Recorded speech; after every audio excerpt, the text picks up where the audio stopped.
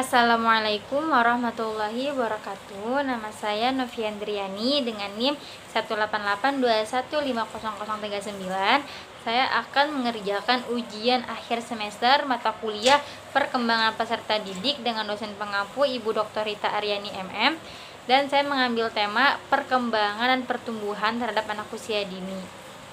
Sebelumnya kita akan membahas latar belakang dibuatnya presentasi ini. Latar belakangnya yaitu secara leksikal, pertumbuhan adalah suatu proses yang pasti dialami oleh semua makhluk. Adapun pertumbuhan pada manusia adalah suatu proses bertambahnya jumlah sel, ukuran, berat, dan banyaknya kosakata yang dikuasai anak usia dini yang bersifat irreversibel. Sementara perkembangan adalah perubahan struktur dan fungsi suatu organ yang bersifat kualitatif dan dapat dilihat dari perilaku anak. Pertumbuhan dan perkembangan anak usia dini masih banyak orang tua, bahkan guru yang masih belum bisa membedakan apa saja yang termasuk pertumbuhan dan apa saja yang termasuk perkembangan pada anak usia dini. Anak usia dini merupakan generasi penerus bangsa yang perlu mendapatkan perhatian khusus sejak lahir. Anak memiliki berbagai potensi yang dikaruniakan Tuhan. Potensi tersebut perlu dirangsang dan difasilitasi agar dapat berkembang dengan optimal. Kemudian ada tujuan pembahasan. Tujuan pembahasan kita kali ini yang pertama, bagaimanakah yang dimaksud perkembangan dan pertumbuhan. Yang kedua ada pengertian anak usia dini. Yang ketiga ada hubungan perkembangan dan pertumbuhan terhadap anak usia dini. Baik, kita akan membahas perkembangan terlebih dahulu. Perkembangan adalah proses pematangan dari sel-sel tubuh menuju kedewasaan, dimulai dari kematangan fisik, perubahan kecakapan, emosi, dan pikiran menuju kedewasaan. Perkembangan tidak dapat diukur dengan angka. Selanjutnya ada pertumbuhan dan anak usia dini. Pertumbuhan merupakan proses bertambahnya jumlah dan ukuran sel dalam tubuh kita. Pada saat kita mengalami pertumbuhan, maka sel di dalam tubuh semakin meningkat, bertambah banyak. Jaringan dan organ tubuh juga semakin besar atau meningkat. Nah, selain itu, pengertian anak usia dini menurut Undang-Undang Nomor 20 Tahun 2003 tentang Sistem Pendidikan Nasional yang disebut anak dengan anak usia dini adalah anak usia 0 sampai 6 tahun. Sedangkan menurut para ahli adalah anak umur 0 sampai 8 tahun. Pendidikan anak usia dini merupakan awal dari pertumbuhan dan perkembangan anak.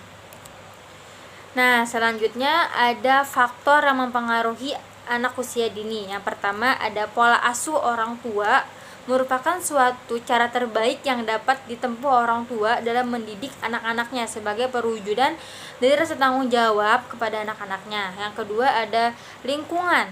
Lingkungan dapat diartikan secara fisiologis, psikologis, dan sosiokultural. Yang ketiga ada secara keturunan. Faktor lain yang mempengaruhi perkembangan anak adalah keturunannya. Dan yang terakhir adalah makanan yang dikonsumsinya. Selanjutnya ada macam-macam perkembangan. Ada 4 perkembangan yang akan kita bahas kali ini. Yang pertama saya akan membahas perkembangan fisik. Perkembangan fisik adalah perkembangan yang berkaitan dengan tinggi dan berat serta bentuk tubuh. Juga perkembangan otak, perkembangan motorik berkaitan dengan keterampilan gerak. Perkembangan perseptual adalah kemampuan anak mengenal terhadap lingkungan. Selanjutnya ada perkembangan sosial, merupakan pencapaian kematangan dalam hubungan sosial. Perkembangan sosial dapat diartikan pula sebagai proses belajar untuk menyesuaikan diri terhadap norma-norma kelompok, moral, dan tradisi. Manusia adalah makhluk sosial yang tidak akan mampu hidup sendiri. Mereka butuh interaksi dengan manusia lainnya. Interaksi sosial merupakan kebutuhan kodrati yang dimiliki oleh semua manusia. Selanjutnya ada perkembangan moral. Perkembangan moral merupakan perubahan yang berkaitan dengan pikiran, emosional, kebiasaan, dan sikap yang dimiliki seorang berdasarkan standar benar atau salahnya perilaku yang ditetapkan dalam kehidupan masyarakat. Perkembangan moral berkaitan dengan aturan dan konvensi tentang apa yang harus dilakukan oleh manusia dalam interaksinya dengan orang lain. Dan yang terakhir ada perkembangan emosi. Perkembangan emosi pada anak adalah salah satu tahap tumbuh kembangnya untuk berinteraksi dengan orang lain dan mengendalikan emosinya sendiri. Dalam perkembangan ini, anak belajar menjalin hubungan dengan teman dan lingkungannya. Emosi yang dapat dilihat sejak bayi adalah kebahagiaan, sedih, takut, dan marah. Selanjutnya ada hubungan antara perkembangan anak usia dini dengan pendidikan. Yang pertama itu ada perkembangan fisik pada anak usia dini. Perkembangan fisik motorik anak adalah salah satu perkembangan yang penting dalam tahap usia dini, di mana seharusnya orang tua dan guru bekerja sama untuk mengembangkan motorik tersebut. Perkembangan fisik motorik merupakan proses yang dimana seorang yang berkembang melalui respon dan menghasilkan suatu gerakan yang berorganisasi, terorganisir, dan terpadu. Yang kedua tuh ada perkembangan sosial pada anak usia dini. Perkembangan sosial pada anak usia dini adalah bagaimana dia berinteraksi dengan teman sebaya, orang dewasa, dan masyarakat luas agar dapat menyesuaikan diri dengan baik. Ciri-ciri perkembangan sosial anak usia dini yaitu kelahiran sampai usia 3 tahun, bereaksi terhadap orang lain. Usia 3-4 tahun menjadi lebih sadar akan diri sendiri. Usia 5-6 tahun menyatakan gagasan yang kaku tentang peran jenis kelamin. Usia 7-8 tahun lebih sering bersaing dengan teman sebayanya. Selanjutnya ada perkembangan moral pada anak usia dini, yaitu pendidikan moral pada anak usia dini merupakan salah satu upaya yang dilaksanakan untuk memberikan kesadaran tentang moral pada anak sejak dini.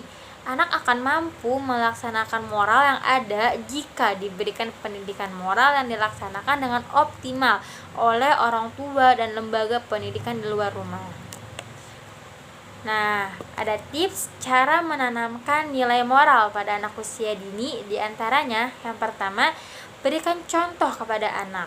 Yang kedua, mulai dari kebiasaan yang sederhana. Yang ketiga ada mulai dari kebiasaan yang sederhana. Ketiga ada menyampaikan nasihat dengan cara yang menyenangkan, tidak dengan membentak ataupun menghakimi anak tersebut.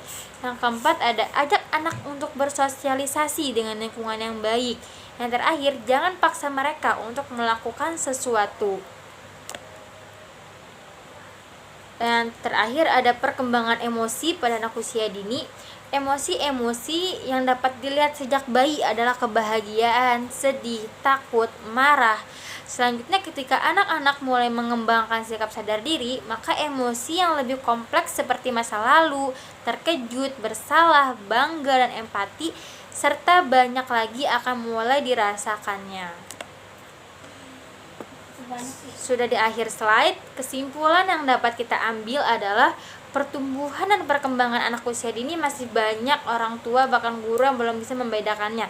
Apa saja yang termasuk pertumbuhan, apa saja yang termasuk perkembangan.